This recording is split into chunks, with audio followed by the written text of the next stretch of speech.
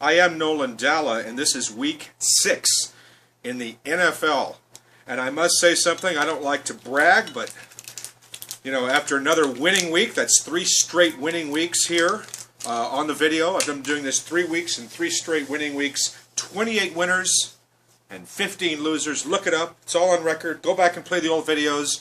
That banner you see at the bottom, those are my picks, my plays on Friday night. That's what I'm recommending. Those are the real point spreads. Those are the real totals. Those are the things that I'm saying. This is what I think in the game. And it's time to celebrate. Talk about being on a bull run. That calls for dancing bull, because I'm dancing, and this is a bull run in the NFL, going something like 64-65% on the season so far. Of course, things, you know, what goes up must come down, as they say. We'll see how this good streak continues. All I can do is handicap, look at the games. There's a lot of bullshit out there. And like I said, just look at my record and let's hope it continues. And to much success, to another winning week. Those of you who are betting with me, let's win. Those of you who are betting against me, I hope you lose. I'm Nolan Dalla. This is Week 6 in the NFL. Let's get started. This is Friday night. We had a game last night with Houston playing Indianapolis. That game's already over. It was really a bizarre game, with the Colts jumping out to a 24-0 lead in the first quarter. And then, of course, Houston came back at home, made a game of it, almost covered, and actually almost won the game, getting 2.5 as the home dog. Houston surprisingly came back in the game, did not cover. So the Colts, congratulations to them on the Thursday night victory. Getting now to Sunday's games, a really interesting card. There are, by the way, 3 games here, at least 2 or 3 games, which are off the board. And what that means is, as of which is now Friday evening, the injury situation, the quarterback situation being somewhat uncertain for some of these teams, you don't have the lines or the totals out yet, because a lot of that depends on last-second announcements. So there are a couple of games I'll just breeze over without having a side, because we just don't know what the line is.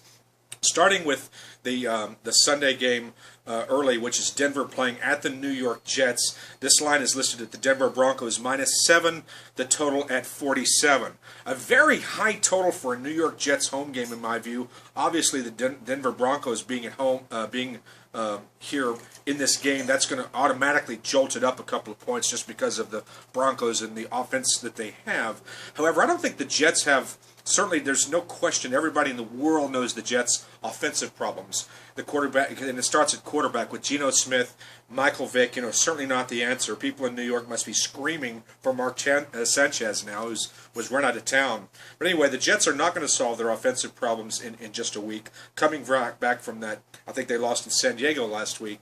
And, you know, for that reason, the Jets are simply not going to score enough points to keep up with the Broncos here. I'm not going to lay the 7.5. I just don't do it. I do not almost ever recommend laying more than a touchdown on the road. I don't care who's playing. Just something that has been part of my self-preservation for the last 30 years. I just don't do it, because those teams that you don't expect to play well often sometimes just muster up enough, whatever it takes to play well in front of the home fans. So I'm not going to touch the side. I will touch the total, though, and I will go under the 47, because this game does play very favorably into the Jets' hands, because the Broncos may not take the Jets that seriously, may not have a lot of time to adjust to what is still, I think, a pretty good defense. The offense gives the Jets' defense no help in terms of field position, turnovers, things like that. And so I do believe you'll see the Jets, try to ground out an ugly victory based on the running attack that will milk this clock. The last thing the New York Jets want in this home game is to get into a shootout with Peyton Manning, a shootout that they cannot win. And so therefore I expect this game to go under 47. You've got to catch the 47. Very important. Key number in totals betting 47. A lot of 27-20 type scenarios. You do the mathematics of these numbers. That 46.5 versus 47, in my view, is huge in a game like this. You've got to catch the 47 and bet it under.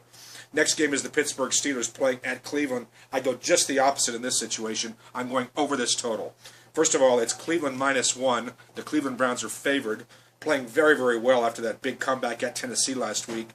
The Steelers just went through the motions in a road victory at Jacksonville, and now the Browns are favored by 1 at home.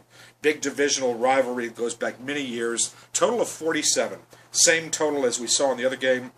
I think this one goes over, however, and a lot of that's because of the defensive injuries, particularly in the secondary for the Browns. This is a team that's almost entirely on injured reserve in the defensive secondary, and the Browns are going to struggle and have trouble stopping the Steelers, which are now a passing team.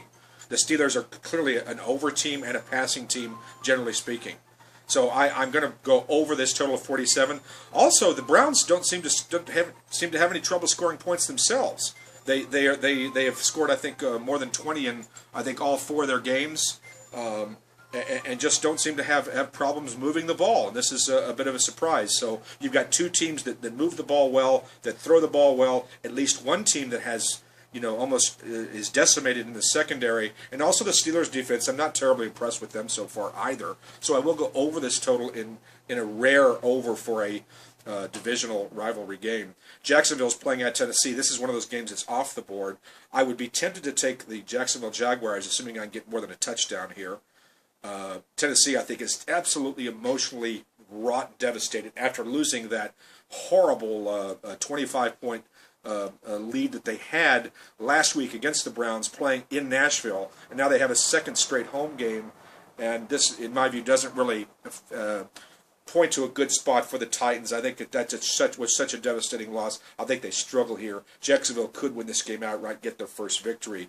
But I'm not going to bet the game. There's obviously no line on it yet because of the injury situation, so we'll pass. Chicago Bears are playing at Atlanta. This is a marvelous spot for the home Atlanta Falcons, coming off 2 consecutive losses. I think the Falcons are really in a great spot here, just laying the 3 points. Total of 53.5, very high. It's in the dome. It's on the rubber grass, and of course those games always seem to fly over. Plus the Chicago Bears' defensive injuries haven't seemed to have improved. So I believe you will see the Falcons, who seem to be that Jekyll and Hyde team, 2-0 at home, a perfect 2-0 at home, play well, score a lot of points at home. On the road, that's a different story. They're 0-3, much like the New Orleans Saints, it seems. The Falcons are only favored by 3 here. That's a strange line. I think it should be at least 4. Probably I'd list it at 4.5 or 5, given the direction that these 2 teams have gone in recent weeks. The Green Bay Packers are playing at Miami. The Packers are laying 3.5 on the road, the total of 49. I have no opinion on this game. I'm just simply going to pass it. The Miami's in a strange spot because they went to London last week, destroyed the Oakland Raiders. Now I should say 2 weeks ago, now they had the bye and they come back home. And then the Packers are just not a team that I think is playing with any sense of consistency, particularly on the road. This is also a non-conference game. Those games tend to fly over the total. I am tempted to fly over the 49 here. I will not recommend it officially, but game day I may take a look at that, especially if I can get a 48 or 48.5. But I would look to the over, but I'm not recommending anything on the Packer-Dolphin game at this time.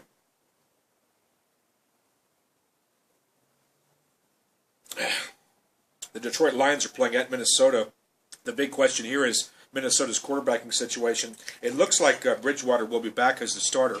Talk about a huge quantum leap of confidence between Bridgewater as a starter and Christian Ponder as a starter.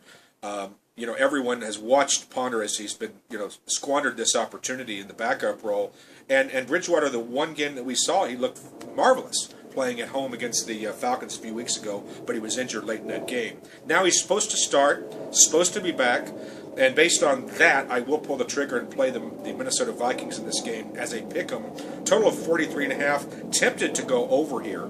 Very tempted to go over. That's a kind of a low total, but I will play the Vikings. I think that's the only play I'll pull the trigger on this game, which is to take the Vikings at home. They played pretty well, certainly in that Atlanta game, then got blown out in Green Bay, never had a shot in that Thursday night game. Now they've had 10 days to prepare. This is a team that's 2-3, playing at home against a division rival that has a chance now to get to 500.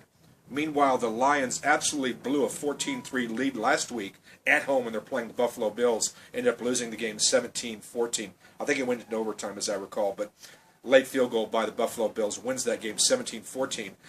There was no offense. There was nothing that impressed me about that performance by the Lions at home. They should have blown Buffalo out, and they didn't. I think that exposes a lot. This is a very mediocre team. Of course, so are the Vikings. But I do believe Bridgewater gives them that extra spark playing at home. and I do like the Vikings in this game. Another early game is the Carolina Panthers playing at Cincinnati. This is lined at Cincinnati -7 at home and the total of 44.5. Interesting spot for Cincinnati. I believe they're 3-1 right now. They had their only loss last week playing at New England. A horrible spot for the Bengals, having to go on the road there against New England, who had heard all these horrible things in the New England media the last week, and so they were just absolutely walking into a buzzsaw there. I'm talking about the Bengals. They really, I don't think, had any shot of winning that game, given the way the forces were against them. Now they come back home in a much more comfortable situation against a very mediocre team that has a lot of major question marks, particularly at quarterback and on the defense.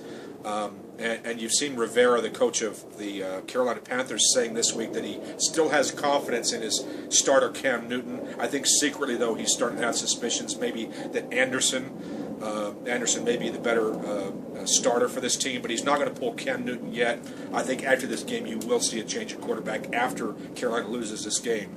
I'm not going to play it, though. There's something about the Bengals. I know coming off the loss, they probably are primed to play well. Something just tells me about it, and I'm not going to lay 7 here. I'd lay 6. I won't go any higher than that. No play for me on the total or the side.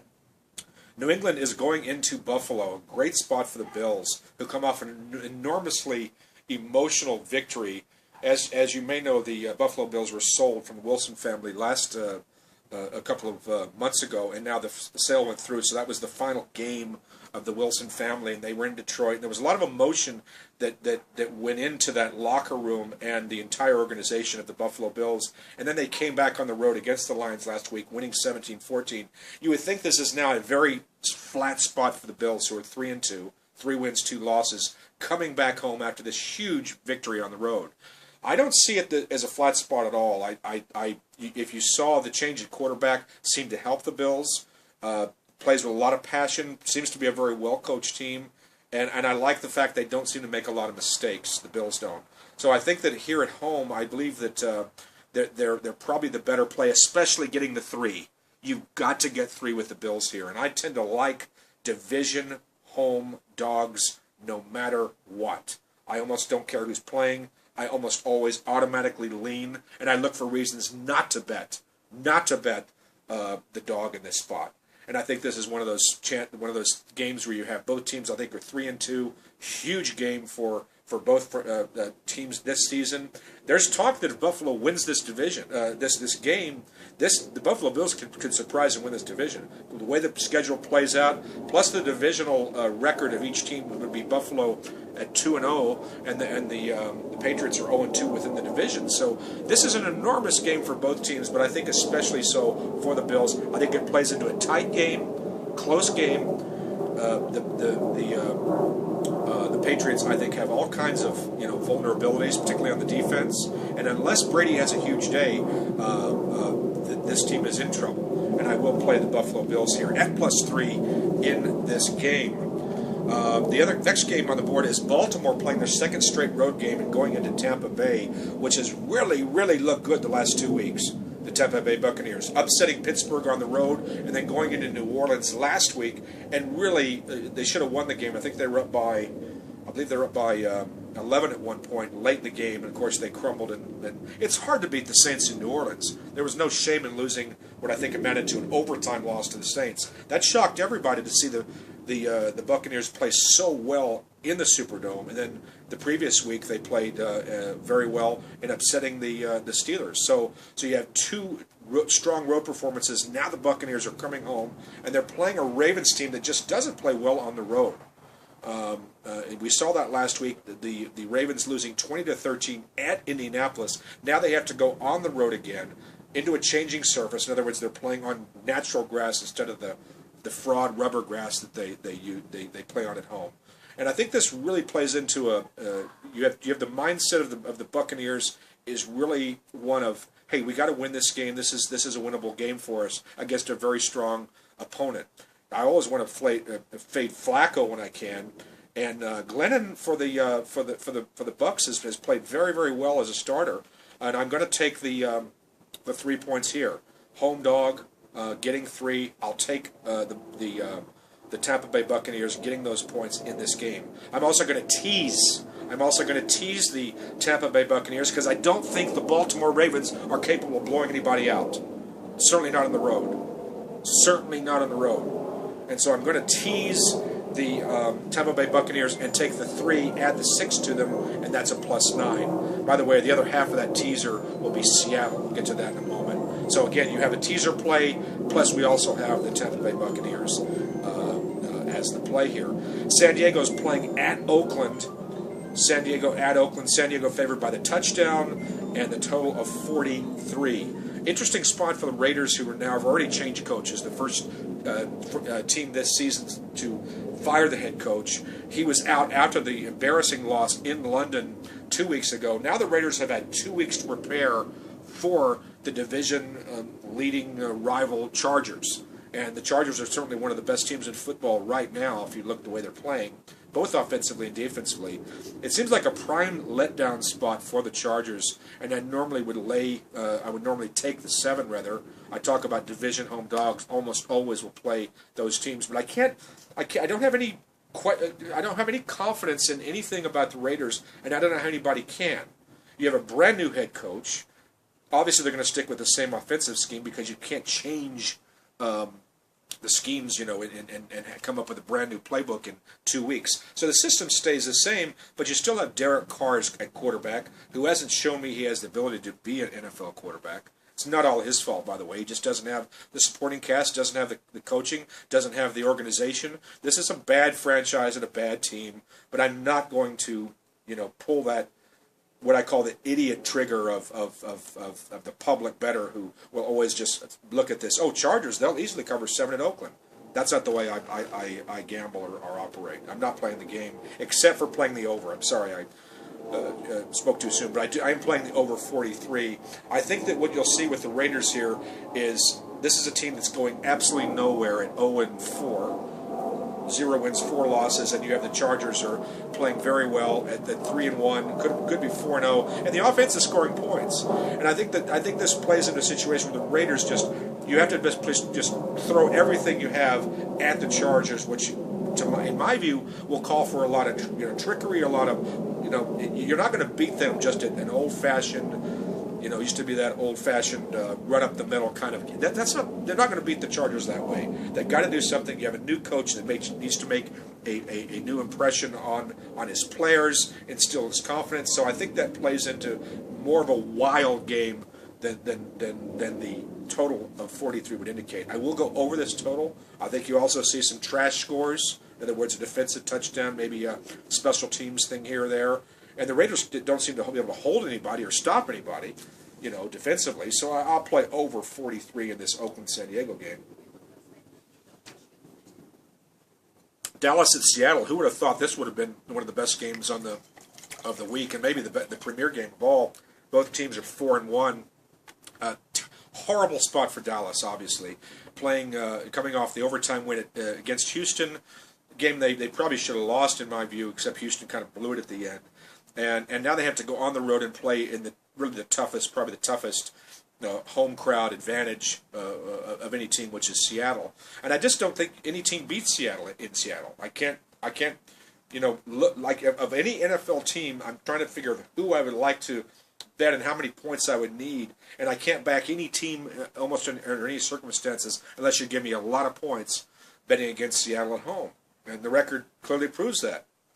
And I also like the fact that Seattle is coming off a somewhat disappointing performance on Monday Night Football against the Redskins. I think anybody who watched that game saw that this is a juggernaut of a team, just extremely well coached, fired up. Everybody seems to do their job, but they played a very sloppy game. You saw, I think, 11 or 12 penalties for the Seahawks. They weren't crisp. They just did not play a very good game, and it was Russell Wilson, the quarterback, who really was the absolute star, rushing for 123 yards, throwing for over 200, and absolutely almost single-handedly won that road game in Washington. I think that a Pete Carroll coached team, you will not see those kind of mistakes at home. You won't see that sloppiness. You will see a much more crisp, strong performance this week by the Seattle Seahawks. I'm not, however, going to lay the 8.5. I won't do it. I will not lay 8.5. I'm really tempted, this close to laying 8.5.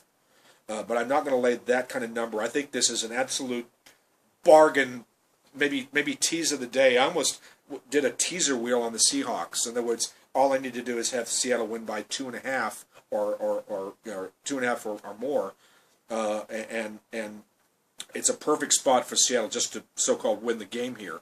I almost teaser wheeled the Seahawks with every single other team on the board. I was real close to doing that. I actually may do a mini teaser wheel. In other words, tease every other single game with the Seattle Seahawks. And I coined this term. I made it up. It's, very interesting to teaser wheel teams that you just absolutely will know will cover that number. And I think this is a perfect example, certainly the best play of a teaser wheel we've seen the entire season. So that would be my recommendation if you want to have action on every game. Those of you who are really action junkies, play Seattle with every single other team on the board. Obviously not the Cowboys, they're in the same game, but every other game, and then we've got all these 12-point middles across the board with the Seattle Seahawks. So my actual play, though, is going to be teasing Seattle with the aforementioned Tampa Bay Buccaneers, and then I will also go under this total of 47. I don't think Dallas is going to score any points.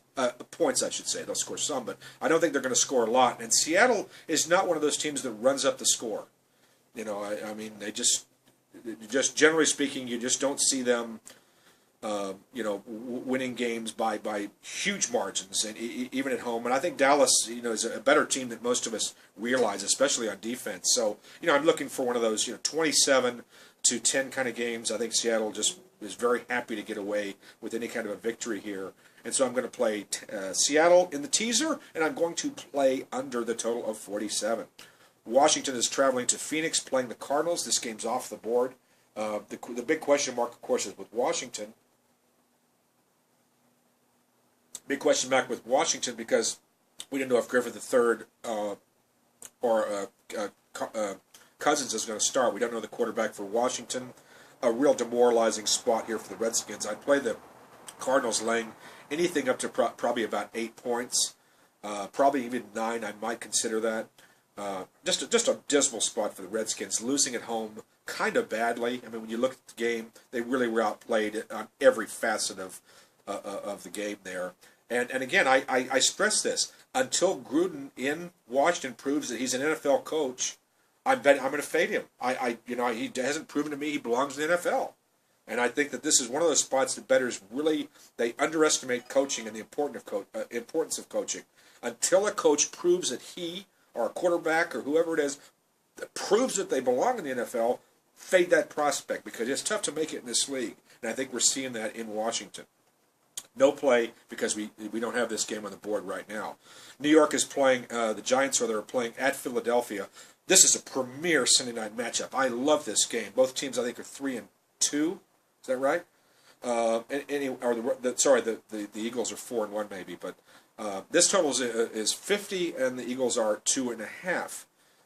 I normally would love to play the Giants here. I think this Eagle team is somewhat flaky. We've seen them really underperform at times in every ball game. And even against St. Louis, it was really strange against St. Louis last week where they were up by 34-7 or something. And they were never in danger of losing the game, but I think the Rams scored 4 straight touchdowns to cover the spread there. So, the Eagles are just a flaky team, and I'm not sure I want to bet that team under any circumstances. The Giants, again, I get back to coaching. Tom Coughlin's always a coach I want to back. I wish I was getting 3. And if I was getting 3.5, I would hammer the trigger. I would just pull it back and bang, I would be firing on the New York Giants. But the lines makers, and I guess some of the public sees this line should be 3. Normally would be 3 in the circumstances, but people are seeing that the Giants are one of those teams right now that maybe turning the curve. And this is a team that you could see do something. I'm not sure, but remember, everybody wrote this team off, the New York Giants, 2 or 3 weeks ago. They were done. They were finished when they were 0-2. And I didn't. You heard what I said about the Giants. And but until they're getting 3 or 3.5 here, I'm not playing them in this game.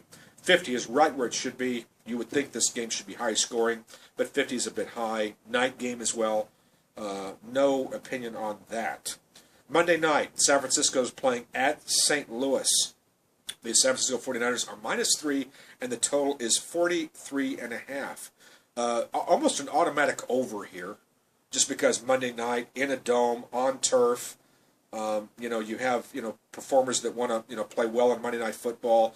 I'm just instinctively going over the 43.5. It's a low number, and so that's number one. And then the other thing, I will take the St. Louis Rams as the home dog on Monday Night Football. The Rams have showed me a lot, and I think if you watch them every week, I think their record is it's 2-3, I believe.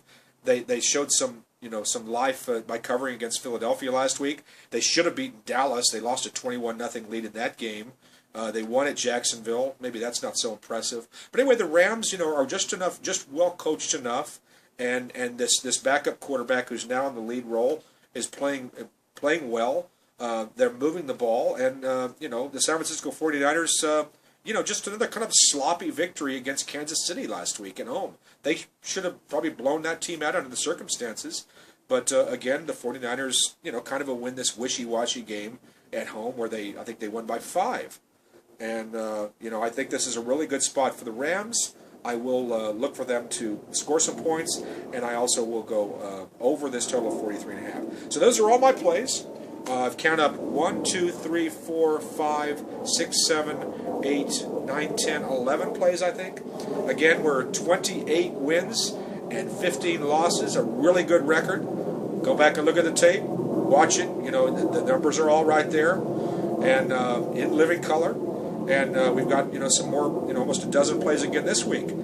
That is NFL week number 6. I'm Nolan Dalla. I will see you next week. I'll be in Connecticut, by the way. I'll be doing this video in Connecticut. I'm traveling to an event there at the Mohegan Sun Casino, so I'll be in a different setting next week.